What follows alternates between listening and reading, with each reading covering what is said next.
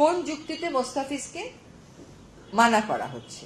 খেলাটা যদি খেলার জায়গায় আমরা রাখতে পারতাম খুবই ভালো হতো, কিন্তু আনফরচুনেটলি খেলাটার মধ্যে রাজনীতি নিয়ে আসা হয়েছে। অন্যান্য সময় আমরা কি বলি, দুইটা দেশের মধ্যে যদি রাজনৈতিক টেনশন থাকেও, যে কোনো দুটা দেশ, আমি বাংলাদেশ ভারত, বাংলাদেশ নেপাল এরকম বলছি না, ভারত নেপাল, ভারত মালদ্বীপ এটা বলছি না, বলছি দুইটা দেশের মধ্যে যদি রাজনৈতিক টেনশন থাকেও বলে যে সাংস্কৃতিক এক্সচেঞ্জ, খেলাধুলা এগুলোর মাধ্যমে এটা কমিয়ে আনা যায়।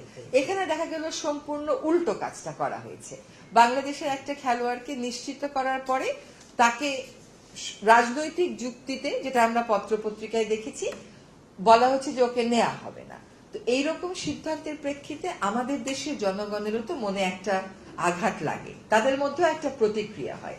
সেরকম জায়গায় আমাদেরকেও একটা অবস্থান নিতে হবে। আমরা সেই অবস্থানের আইনগত ভিত্তি এবং প্রক্রিয়া যাচাই বাছাই করছি এবং করার পরে আমরা একটা বিফিটিং পদক্ষেপ গ্রহণ করব। আমাকে সেটার বিরুদ্ধে একটা ব্যবস্থা নিতে হবে, সেটার ব্যাপারে একটা ব্যবস্থা নিতে হবে। আমার তো চুপ করে বসে থাকার উপায় নেই। কোন যুক্তিতে মোস্তাফিজকে মানা করা হচ্ছে? খেলোয়াড়ই কোনো যুক্তিতে মানা করা হলো তো কোনো ব্যাপার ছিল না, যে যুক্তিতে মানা করা হচ্ছে সেই যুক্তিটা তো আসলে আমরা কোনোভাবেই গ্রহণ করতে পারি না। একটা হচ্ছে সম্প্রচার অধ্যাদেশ একটা করে দেওয়া যায় কিনা, এটা দেখছি। আর হচ্ছে মিডিয়া কমিশন, সেটার একটা খসড়া যার মধ্যে সাংবাদিক সুরক্ষার বিধানটা থাকবে, এ দুটো চূড়ান্ত করা যায় কিনা এটা দেখবো। একটা আইন চূড়ান্ত করতে স্টেক হোল্ডার কনসালটেশন লাগে, ওয়েবসাইটে দিয়ে জনগণের মতামত নিতে হয়, তারপরে আইনটা মন্ত্রী পরিষদে পাশ হলে, উপদেষ্টা পরিষদে পাশ হলে, ল মিনিস্ট্রি ওটা ভেটিং করে তারপরে ওটা গেজেট নোটিফিকেশন হয়। কাজে সেটার সময় আমাদের হাতে খুব কম, তারপরেও আপ্রাণ চেষ্টা করা হচ্ছে এই দুটা কাজ অন্তত এগিয়ে নিয়ে যেতে।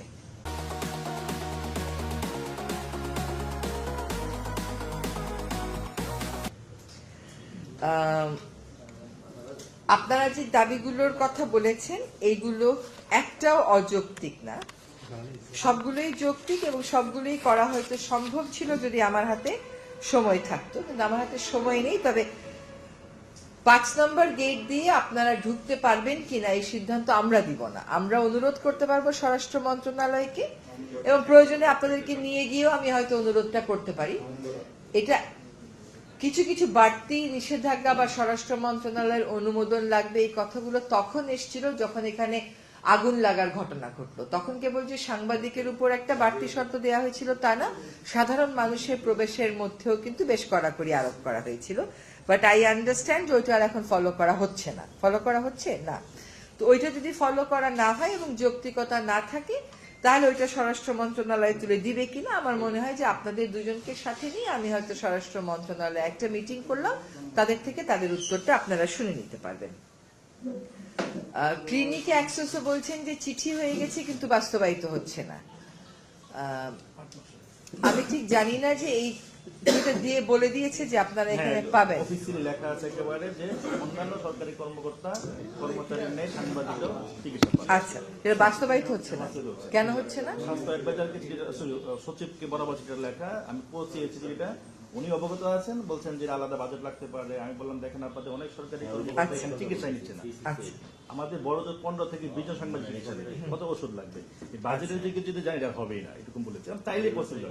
ঠিক আছে, পিআইডি থেকে নামের যে কার্ড ইস্যু করা হচ্ছে, আমি যদি সেদিকে না যাই, পেশাদার সাংবাদিকেরা কারা কার্ড পাচ্ছেন না সেটা যদি আমাকে তালিকা দেন, আমি বরং সেই সমস্যাটার সমাধান করার চেষ্টা করি।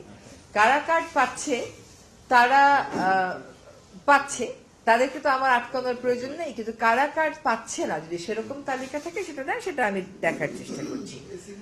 আর ঘরের কথা বলছেন, এটাও গণপুর থেকে বলবো, এটা একটা আসলে আমার করার বিষয় না, বাট আমার পারসুয়েশনের হয়তো একটা জায়গা আছে, সেটা আমরা ফুলফিল করার চেষ্টা করব।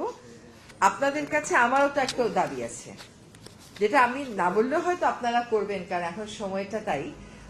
সেটা হচ্ছে যে গণভোটের বিষয়টা একটু প্রচার করতে হবে। তো গণভোটে আসলে কি কি প্রস্তাবনা আছে, কেন মানুষকে এটাতে অংশগ্রহণ করতে হবে, গণভোটের ইমপ্লিকেশন কি, এটা নিয়ে একটু ইতিবাচক ভাবে যদি আপনারা প্রচারণা করেন, মানুষ কিন্তু এটা আপনাদের টকশো গুলো দেখে শোনে, সরকারের কাছে কিছু বার্তা রেডি আছে, সরকারের একটা ন্যারেটিভ আছে, আপনারা সেটা আমাদের কাছ থেকে একটু নিয়ে নেবেন এবং মানুষকে আসলে উদ্বুদ্ধ করতে হবে।